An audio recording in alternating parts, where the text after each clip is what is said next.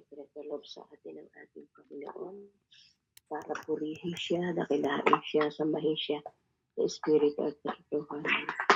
Salamat po sa buhay ng bawat isa na patuloy na hanggang ng kalakasan, kapangyarihan, biyaya ng Panginoon na patuloy po tayo na makipag-iniig sa Kanya sa oras sandaling ito. So tayo po ating basahin ang aklat po ng Kawikaan, Kabanata 12, sa ating pong wika. Sabi nga po dito, sa wikang Pilipino, sabi nga po sa aklat ng Kawikaan chapter 12, ang taong may unawa ay tumatanggap ng payo. Ngunit ayaw mapalalahanan ang matigas siya ang ulo. Siya ay nalulugod sa taong matuwid. Ngunit sa masasama, siya ay nagagalit. Hindi mapapanuto ang makasalanan, ngunit ang matuwid ay hindi magagalaw. Ang mabait na babae karangalan ng asawa, ngunit kanser sa buto ang masamang asawa. Verse 5, ang taong matuwid ay mabuti makiharap, ngunit ang masama ay bihira lang magtapat. Pumapatay ng lihim ang mga pangungusap ng masama, ngunit ang salita ng matuwid ay nagliligtas sa kapwa. Ang masama ay lubos ang magpaparamdam at di na magbabalik. Ngunit ang sambahayan ng matuwid mananatiling nakatindig. Ang taong matalino hindi magkakamit ng karangalan, ngunit aanhin ang masama. Ngunit aanihin ng masama ang kakutyaan. Ang maralitang nasisikap ay mabuting dihamak kaysa nagkukunwang mayaman, ngunit sa gutom nakasadlak. Verse 10, kahit sa kanyang mga hayop ang matuwid ay mabait, ngunit ang masama kahit kanino ay mabagsik. Ang taong masipag ay sagana sa lahat, ngunit ang hangad ay lagi nasasalat. Ang tanggulan ng masama ay humuguhong, parang buhangin, ngunit ang tungtungan ng matuwid ay hindi magmamaliw. Ang masama ay nahuhuli sa salita ng kanyang bibig, ngunit ang matuwid ay malayo sa likalig. Ang kakamti ng tao ay batay sa gawa o salita. Bawat isa ay tatanggap ng karampatang gatimpala. Verse 15, ang akala ng mangmang ay siya lamang ang tama, ngunit handang tumanggap ng payo ang taong may unawa. Ang pagkainis ng mangmang ay pagdaka ay nahayag, ngunit ang damdamin ng matalino ay di agad mababakas. Sa pagsasabi ng tapat, lumilitaw ang katarungan, ngunit ang pagsisinungaling ay lumilikha ng kapahamakan. Ang salitang walang taros ay sumusugat ng damin, ngunit sa magandang salita, sakit ng loob ay umagaling. Ang tapat na labi ay mananatili kailanman, ngunit ang dilang sinungaling ay hindi magtatagal. Verse 20, ang nagbabalak ng masama ay nag-aani ng kapahamakan, ngunit ang pag-iisip ng mga buti magtatamong kagalakan. Ang kasamaang palad ay malayo sa matuwid, ngunit ang buhay ng masama ay batbat ng ligalig. Namumuhi si Yahweh sa taong sinungaling, ngunit ang tapat ay ligayan niya ang aliw. Hindi agad sinasabi ng alam ng matalino, ngunit kamangmangan ang iyahayag ng mangmang na tao. Balang araw ang masikap ang mamamahala, ngunit ang tamad ay mananatiling alila. Verse 25, nagpapahina sa loob ng isang taong kabalisahan, ngunit magandang balita ay may dulot na kasiglahan. Ang landas ng matuwid ay palayo sa kasamaan, ngunit ang daan ng masama ay tungo sa pagkaligaw. Hindi makakamit ng tamad ang kanyang kinahangad, ngunit ang masikap ay lagi may magandang hinaharap. Verse 28, last verse, ang matuwid na landas ay patungo sa buhay, ngunit ang maling daan ay hahantong sa kamatayan. Purihin ka, O Diyos, sa pagkabasa ng iyong mga salita. Narito kami sa Paama, nagkakatipon, para pagnilayan ang salita mo na kung saan nilikha at sinipi po ni Haring Solomon at ang iba pang mga tao na kung saan para po sa aming ikatututo, Panginoon, para sa aming ikakaunawa sa iyong mga salita na kung saan ito naman po ay paghubog sa bawat ugali, kilos at pananalita na kung saan dapat po namin magtaglay habang kami po ay patuloy na kung saan ay namumuhay pa sa mundong ito. Ito nga po, Diyos, ay pagtutuwid sa aming mga karakter, O God, sa aming pananalita, na kung saan ito yung nais mo, Panginoon, yung wisdom and knowledge na kung saan ito po yung magiging gabay po namin, O God. At ito po, O Diyos, ay magtutulong sa amin to increase the capacity of our spirit na kung sa'y makasunod sa iyong layunin, O God. Maraming salamat, Ama. Tunay nga po, O God, na sa aming pagninilay, Holy Spirit, bigyan mo kami patuloy ng grasya, ng kapangyarihan, ng lakas, determination na kailangan po namin sa araw-araw.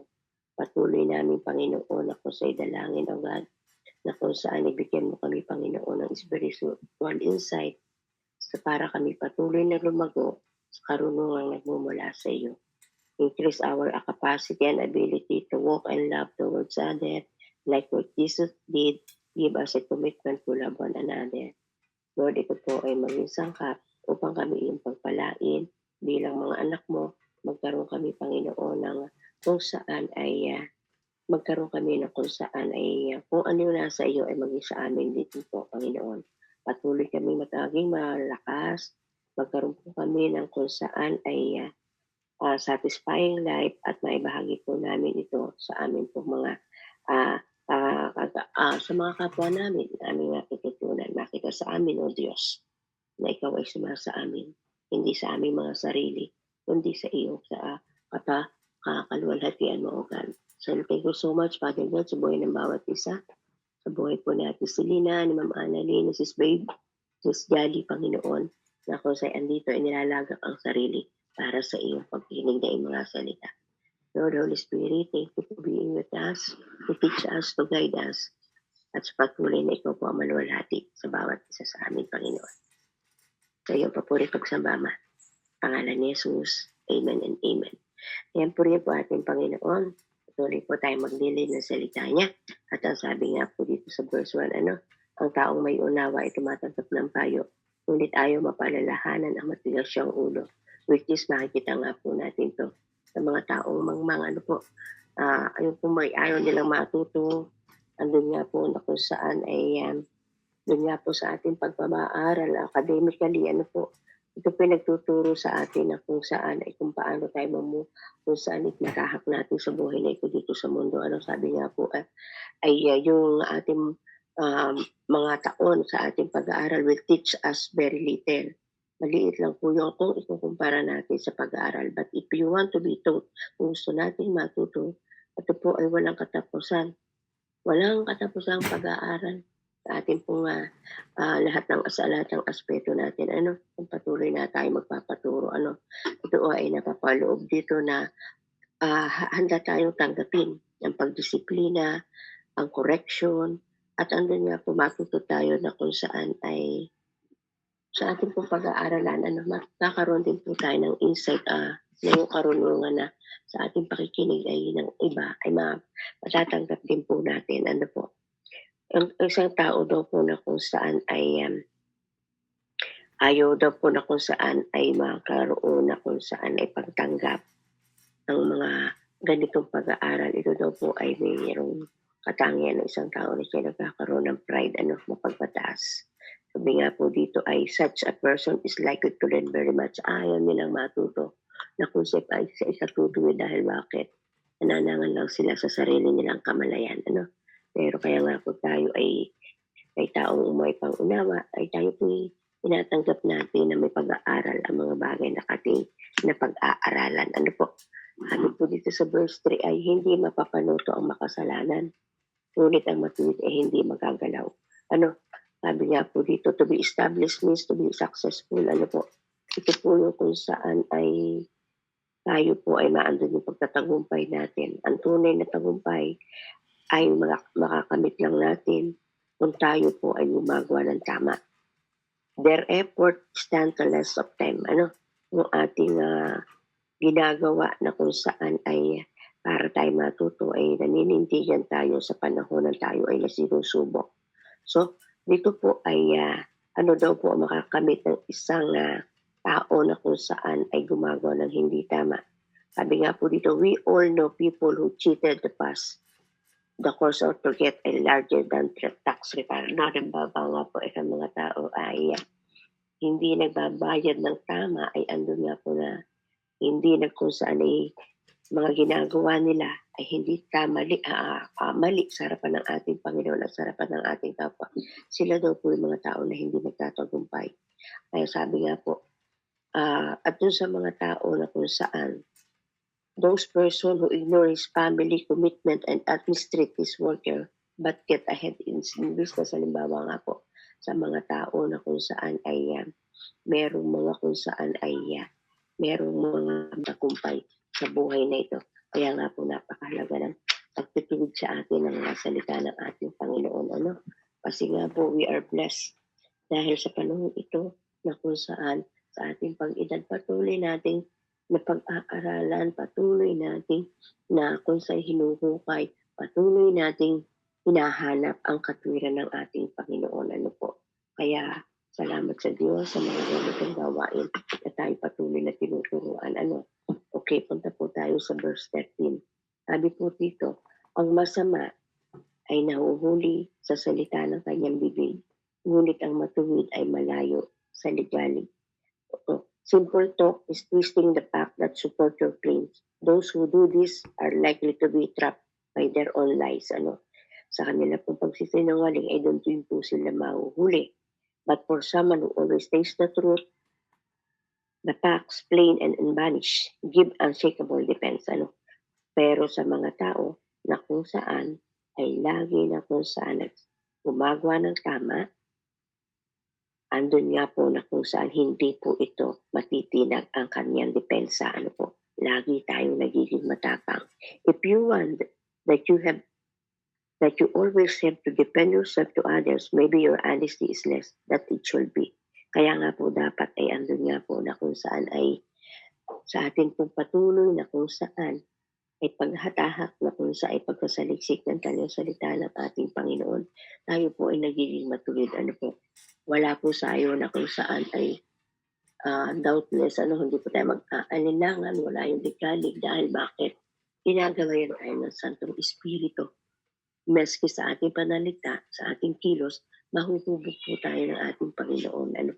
Kaya nga po, sabi nga po dito, may unshakable defense. Hindi tayo masishake ng anumang bagay kasi gumagawa tayo, lagi tayong gumagawa, nagsasalita ng tama at wasto sa harapan ng tao at lagi sa harapan ng ating Panginoon.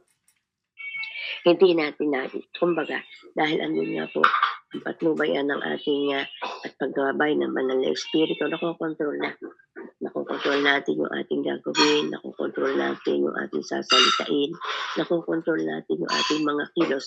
Bakit? Kasi nga po, puno-puno tayo ng paalala ng salita ng Diyos na ating nababasa sa lahat ng aspeto ng buhay po natin. Andiyan ang Holy Spirit para gumabay at tumatnubay sa bawat isa sa atin. Verse 16, ang pagkainis ng mangmang pagdaka ay nahahayan, ngunit ang damdamin ng matalino ay hindi agad mababakas.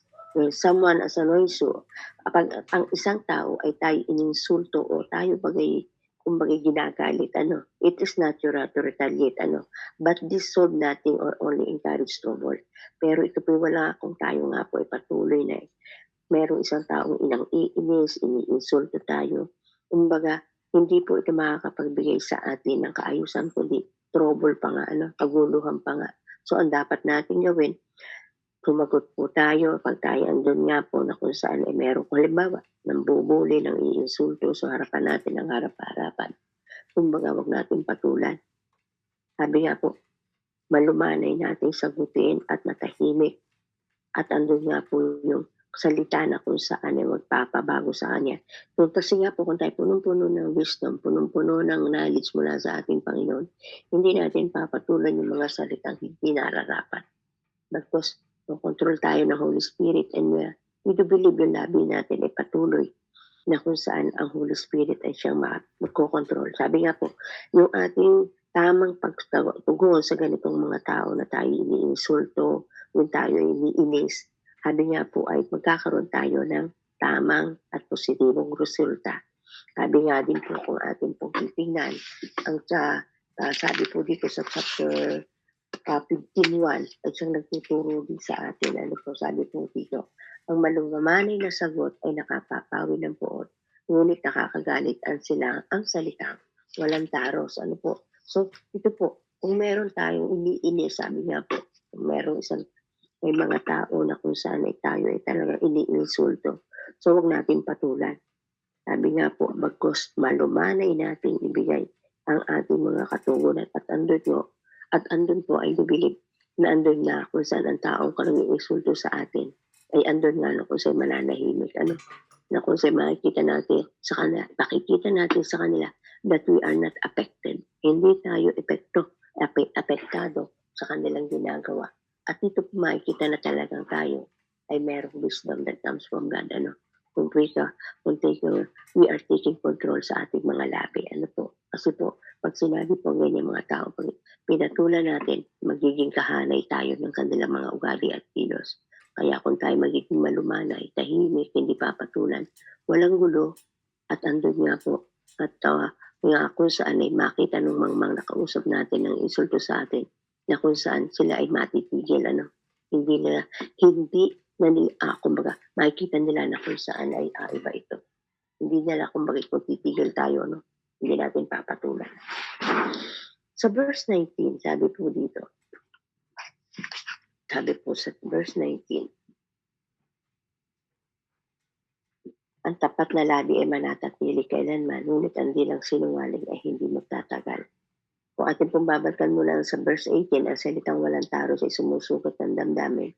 Ngunit ang magandang salita, sakit ng loob ay gumagaling. Kasing kahulugan din po ito, na kung saan ay tunay nga po na kung saan ang salita, sabi nga po kasi ni Pablo, ang dila natin ito ay maliit lang, pero pag ito'y nakakagawa ng malaking sunog, hindi lang yan. Kaya nga po, kung tayo ay nakakasugat ng damdamin, pero yan di lang yan, sabi nga po ay dapat kailangan natin ako sa gamitin. Maging sabi nga po ay magandang salita. Ang maibigkas nito sa kabila ng tayo po ay naiinsulto, sa kabila ng tayo po ay nasasaktan, sa kabila ng tayo po ay tunay na kung sabihin natin na kung saan ay may ginagamit ng diablo ang mga tao na sa harapan natin. But still, ang ating kailangan mga kapatid ay maging kumbaga ay magandang salita pa rin ang ibubuka ng ating Panginoon. Siguro sabihin lang natin, God bless you kapatid sa iyong sinasabi. Pagpalain ka ni Yahweh. Kung saan po hindi karapat-dapat yung salitang yun. Para sa iyong sinabihan. At andun nga po ang kamangmangan. Andun nga po ang tunay na pang-insulto pa. Dahil hindi nararapat sa salita mo na siya'y pagpalain ng Diyos. Tatalbog sa iyo yung sinabi. Yung sinabi kasi hindi karapat-dapat. Tayong pagpapalain ni Lord. Kaya nga sabi nga po, ay yung kumbaga, kung ano yung ibinato mo, ay tatalbog sa iyo. Kaya magsalita ka na lang ng tama at gusto at kung hindi karapat-dapat, tanggapin ang taong pinagsabihan mo na siya pagpalain ni Yahweh, ay di sa ating tatalbog yun dahil andun nga sa ating mapupunta dahil hindi karapat-dapat. Kaya sabi nga po yung totoo yung sa kasabihan sa ating salita na bato mo talbog sa iyo. Kaya magsalita na lang tayo na matuwid at para sa atin po ang balik din po ay sa atin. Okay, so dito po sa verse 19, ang tapat na labi ay mananatili kailanman, ngunit ilang sinungaling ay hindi magtatagal. Truth is always timely. Ang katotohanan ay lagi na kung saan nasa oras. It applies today and in the future. Ito po ay may apply, may gagawa natin sa ngayon at magpakailanman. Because it is connected with God's challenges character. Ito po yung naisin ng ating Panginoon na kung saan lagi tayo magsalita ng totoo. Kaya nga sabi ni Jesus, the truth will set us free dahil ito po ang tunay na magpapalaya sa atin. Sabi nga po dito, it also changes. Kumbaga na andun yung pagbabago sa atin. Lagi tayong kung sa kasama natin ang ating Panginoon. Sabi nga po dito, truth is always timely. It applies today and in the future because it is connected with God changes, changeless characters. Yung mga pag-uugali na kung saan ay tunay na ugali ng ating Panginoon. It is also changeless. Hindi talaga nababago ang ating Panginoon. Lagi siya mabuti, lagi siyang matapat, lagi siyang punong-puno ng mercy, lagi siyang punong-puno ng pag-ibig. Kaya nga, think for a moment about the centuries that have passed since these proverbs were written. So, madami ng taon na nasulat itong kabitaang ito ni Haring Solomon. Sabi nga po dito, patuloy at patuloy itong So matagal na sabi nga po century ng libong taon na ang nakakalipas po na ito'y naisulat. But aandun pa rin po ang kahalagahan, nagiging sariwa pa rin ang salitang ito. Consider the countless hours that we have been spent carefully studying every sentence of Scripture. Kita po natin na sa ating patuloy na pagninilay, pagbabasa, pag-aaral, may bago at bagong kapahayagan na binibigay sa atin ng ating Panginoon sa pagbabasa natin ng salita at patuloy na tayo itinutuwid. Sabi nga po, ito yung buhay na salita ng Diyos na tunay nga po na habang tayo ay lumalago at lalo natin pinagninilayan araw-araw, may bagong kapahayagan ibinibigay sa atin ng ating Panginoon para tayo ay maging matuwid at andun nga po maging kawangis ng ating Panginoon. Sabi nga po, the Bible has withstood the test of time because God is truth. You can trust His word to guide you. Ito po yung dapat pagtiwalaan natin. At kung saan ay pagtiwalaan, na kung saan ay panghawakan natin sa pagsubok ng mga panahon at oras, andun nga po, ito yung magagabay sa atin lagi. The Bible has withstood the test of time because God is truth. You can trust His word to guide us. To guide you, nakasulat dito. Pero sa bawat isa sa atin, ikaw at ako, patuloy na pinapatnubayan, ginagabayan ng salita ng Diyos through the power of the Holy Spirit. Kaya huwag po tayong magsawa sa pagninilay, huwag po tayong magkatamaran ang pagbabasa, huwag natin na kung saan ay panghinayangan yung sandaling ito, na kung saan na tayo sa lahat na tayo natutulog sa sandaling ito sa bansang Pilipinas, ay andun tayo, gumigising tayo. Salamat sa buhay Ma'am Annalyn na laging masipag na manggising, sa ganitong oras. Na kung sa salamat din sa ibang bansa ng mga kapatid natin na talagang inilalaan yung oras sandali ito para pagnilayan ang ating salita ng ating Panginoon. Okay, sa verse 21, ang kasamaang palad ay malayo sa matuwid, ngunit ang buhay ng masama ay batbat ng ligalig. Napakalalim na Tagalog nito ang ating salita ng ating Panginoon. This is a general but not universal truth. Ito po ay tunay na sabi nga po ito nga, ang kasamang palad ay malayo sa matuwid, ngunit ang buhay ng masama ay batbat ng ligalig. Ito po ay sa pangkalahatan. Pero ang katotohanan nito ay pang-universe nga po. Ito po ay general na salita, pero ang kapangyarihan nito ay pang-universal, pang-buong universal truth. Although harm does not befall the righteous, they are able to see opportunities in their problems to move ahead. Kaya nga po tayo ay yung dumadating man sa atin ang mga problema, ay nag-go lang tayo. Hindi tayo natitinan. Bakit? Punong-puno tayo ng karunungan. Punong-puno tayo ng pagkabay ng banal na espiritu. Kaya hindi nga po tayo nalulugmok. Sabi nga po, tayo man po ay madapa, tatayo at tatayo pa rin tayo. Na kung saan ay kung dahil andun nga po na kung sa batbat man tayo ng, sabi nga po, batbat ng ligalig. Punong-puno man tayo ng problema, sakit karamdaman. Pero habang tayo nag-aaral sa salita ng Diyos, hindi tayo matitinag. Dahil andun nga po, nararamdaman natin, nararanasan natin ang paggabay at patnubay ng Santong Espiritu. Sabi po dito, the wicked without God wisdom are ill-equipped to handle their problems. Ang masasama na kung sa'yo walang salita ng ating Panginoon, walang karunungan ng ating Panginoon, andun nga po na kung saan ay hindi nila kaya, na kung sa gaya ng ginagawa po natin, na kung saan ay tayo po na pagtatagumpayan po natin. Bakit? Meron tayong faith sa ating Panginoon. Meron tayong gabay ng Holy Spirit. Na andun na nga po yung tapang at talino na ibinibigay sa atin ng ating Panginoon. Sa ating pong buhay, huwag po tayo manlilimi, bagkus panghawakan po natin ang salita ng ating Panginoon lagi. Dahil andun nga po, pag dumating yung mga persecution, trials, oppression, hindi, na andun na siyang magtatayo, gagabay, papatnubay sa bawat isa sa atin. Kaya nga po, dapat po tayong patuloy na kung saan yung patutuhanan ng salita ng ating Panginoon, ito po na magpapakita sa atin ng patuloy na pagtiwala sa ating Panginoon. At yung katatagan ay ibinibigay sa atin. Sa verse 23, sabi po dito, hindi agad sinasabi ang alam ng matalino, ngunit kamangmangan ay inihahayag ng mangmang na tao. Ayan. Sabi nga po dito, tayo na kung saan ay sinabi sa prudent people have a quiet confidence. Tayo po yun na kung saan ay dahil may alam na tayo, tahimik lang muna tayo. Hindi po talaga dahil ang isang pong tao na punong-puno ng wisdom, ng karunungan ng salita ng Diyos, hindi na tayo bara-bara. Hindi na tayo pala salita, hindi na tayo kaagad-agad nagsasalita. Tahimik tayo na pinililini ng mga bagay-bagay na ating nararanasan. Ano po? Prudent people have quiet confidence. At andun nga po, insecure and uncertain people feel the need to prove themselves. Ano po? Sabi nga po sa mga tao namang insecure, na kung saan, kumbaga wala sila yung, kumbaga hindi nila, wala sila salita ng Diyos. Sabi nga po ay, pinangahawakan lang nila yung sarili nilang kakayahan. But, sa mga taong may matalino, andun nga po na kung saan ay wala na tayong dapat pang i-prove kung anumang bagay. Wala na tayong dapat ipagmalaki pa. Walang iba kundi ang ating Panginoon lamang at ang salita niya na kung saan yung essence ng salita ng Panginoon na nasa atin, makikita sa ating gawa at kilos. They know they are capable so they can get on their own work. Alam natin na tayo na kung saan punong-puno ng salita ng Diyos, may magagawa tayo.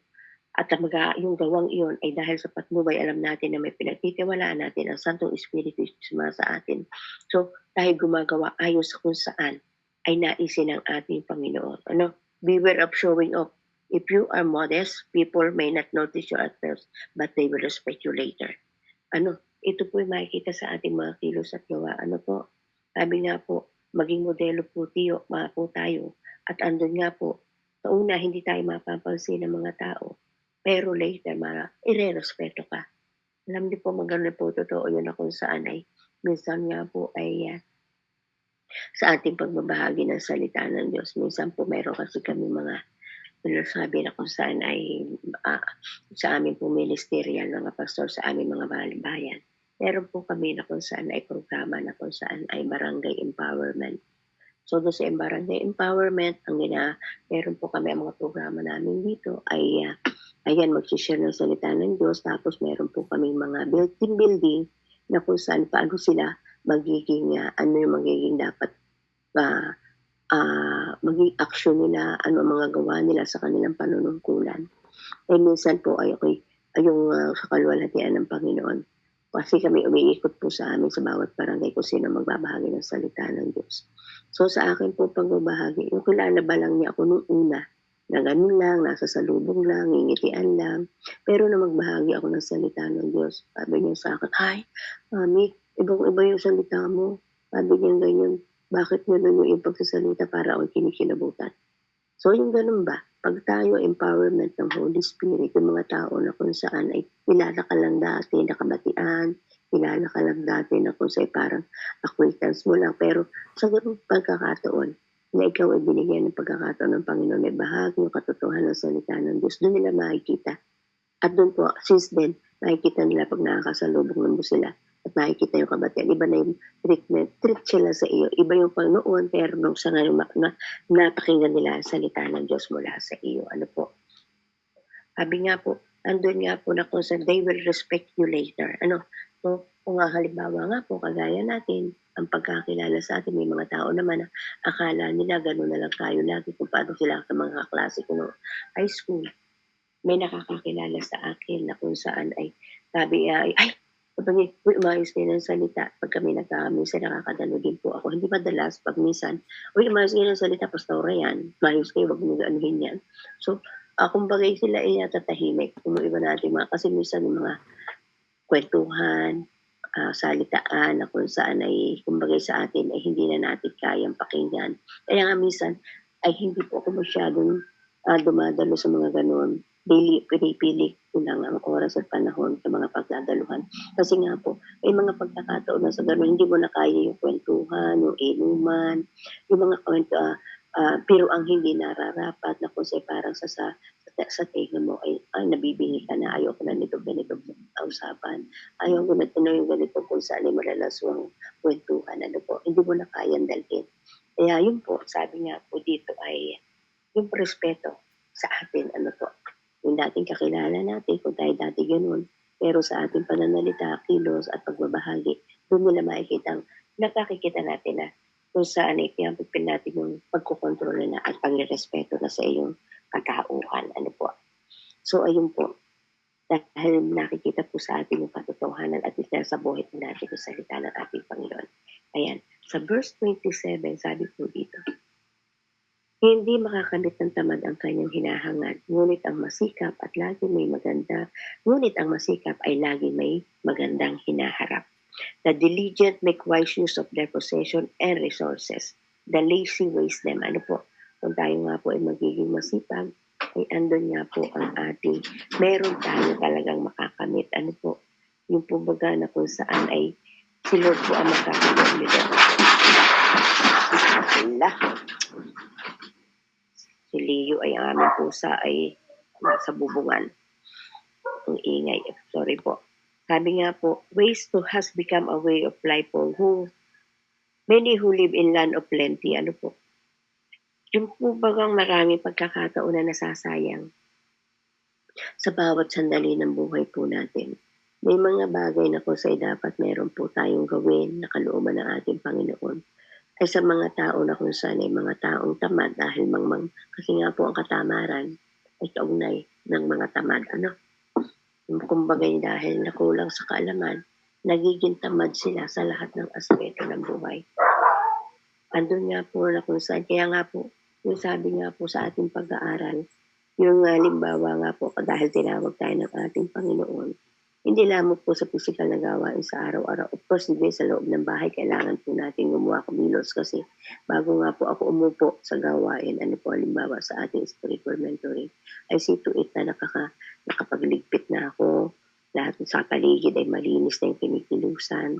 Nandun po na magiging masigla ka, maliksi ang kilos mo kasi on that particular time, halimbawa 9:30, kailangan nakaupo ka na dahil ikaw ay magbabahagi o ikaw ay makikinig. So, kailangan sa physical na kailangan natin ay andun nga po na maging masipag tayo at paglaanan natin yung oras at panahon na ibibigay natin sa ating Panginoon na para sa Kanya. Ano? Kaya nga po dito ay yung sa lahat ng aspeto ay maging masipag po tayo, maging masikap. Ano po? Kaya nga po huwag tayo maging tamad. Baka sakali halimbawa nga po, yung in the very simple things na kung saan ay sa akin po kasi ayoko na yung kung saan ay andyan pa yung hugasin, andyan pa yung walisin. Gusto ko, bago ako maipo sa presensya ng ating Panginoon, maimis na ang paligid.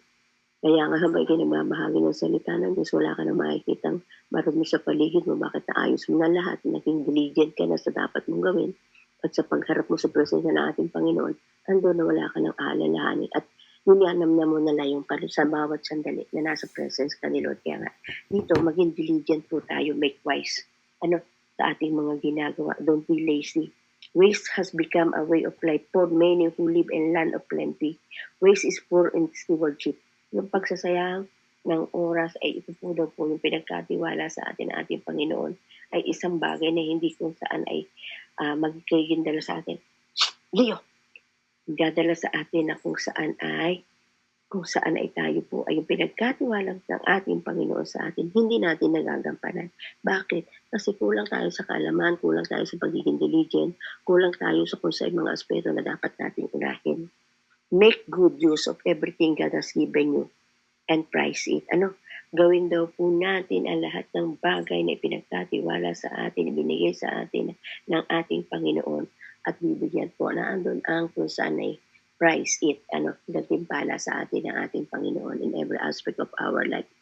Not only in material things but in every aspect sa buhay po natin, psychologically, physically, mentally, andun na kung saan kung tayo magiging diligent lagi, ano? Sa paggawa sa lahat ng aspeto ng buhay po natin. Nakakatuwa nga lang po. Ano po, ako po ay yung aking isang kasamahan din po, pastora siya. Ay kung saan ay, meron po siya na kung saan ay, meron silang tindahan ng alahas. Meron silang pwesto na gawaan ng alahas. May kung saan dito po din sa Kabuya.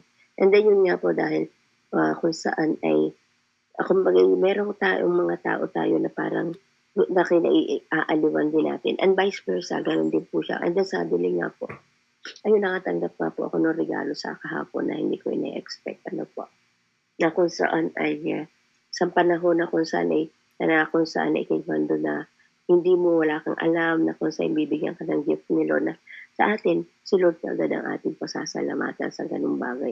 Si Lord kaagad ang uunahin mo. Na kung saan wala namang okasyon, tumanggap ka ng isang kaloob na kung saan tangkap sa ating katawan. Nakakatuwa lang po si Lord. Kaya nga po, hindi tayo dapat, sabi nga po kasi dito, huwag tayo maging tamad.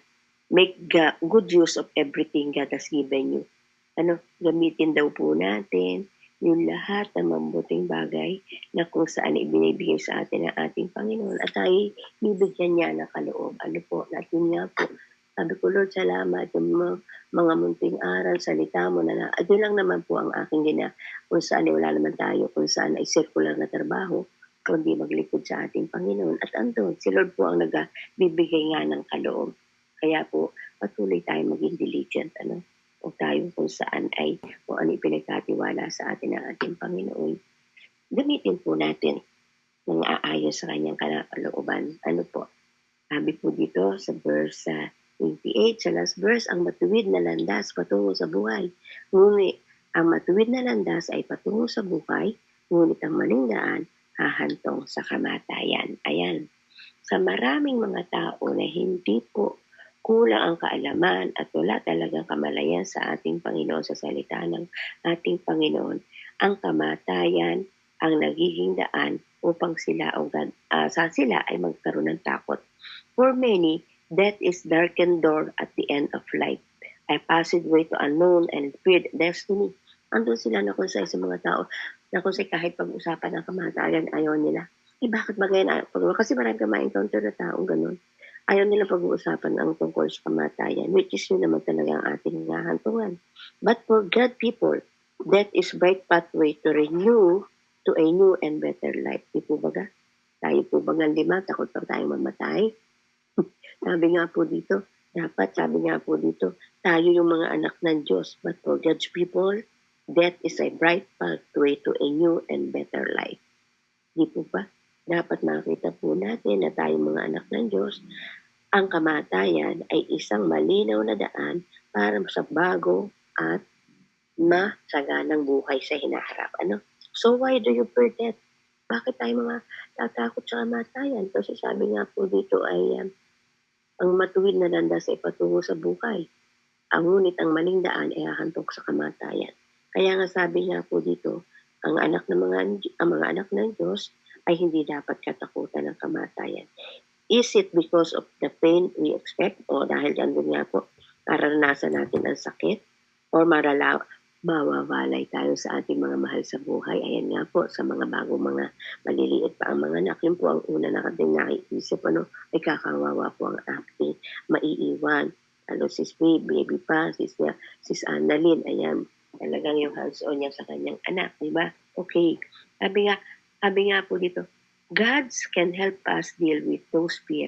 Pero sa isang banda, ang Diyos ang tutulong sa atin para ma-deal natin yung mga takot na yun. He has shown us that death is not final. Diba? Alam naman natin yun. Yung kamatayan physical, ay hindi naman yun final.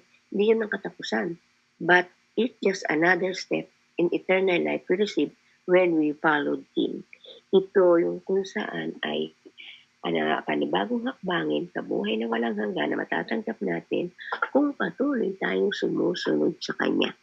Pero alam naman ni Lord ang hangganan ng buhay natin. Siyempre, on the other hand, sa isang parte ng puso at isipan natin, of course, hindi natin katatakutan na yung kamatayan yun. But kaya nga po tayo nag-aaral ng salita ng Diyos dahil yun ang ating pinaghahandaan na kung saan sa pagharap niya, hindi yung physically, ihanda nga po natin yung ating paglalagakan. Siyempre, hindi tayo kasi kasama din yung sa wisdom ng ating Panginoon.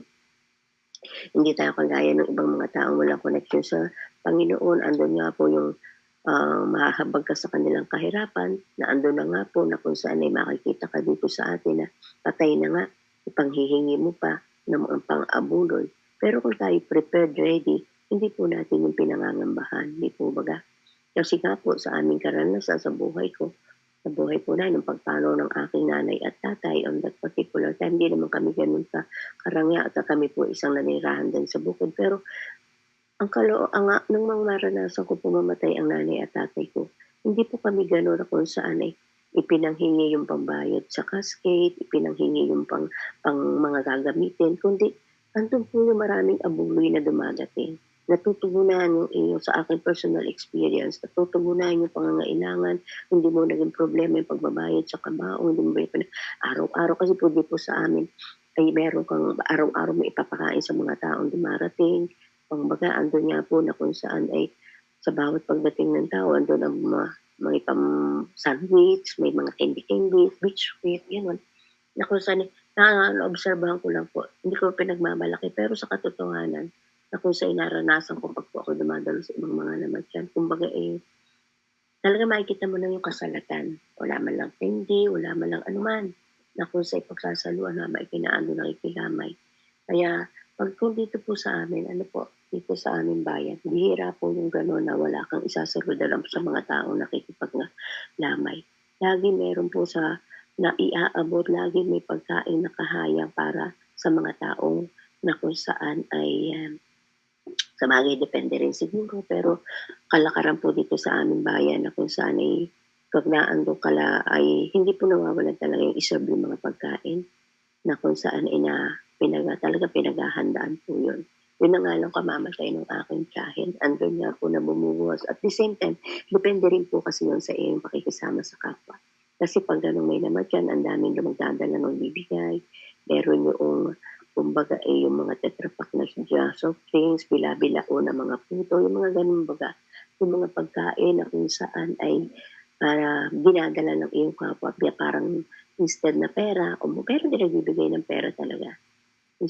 May pera, may material, may pagkain na kung saan pagsasalu-saluhan. Kumbaga, dumadating talaga yung kung saan hindi ka magugutom habang ikaw ay doon nakikipagkwentuhan sa mga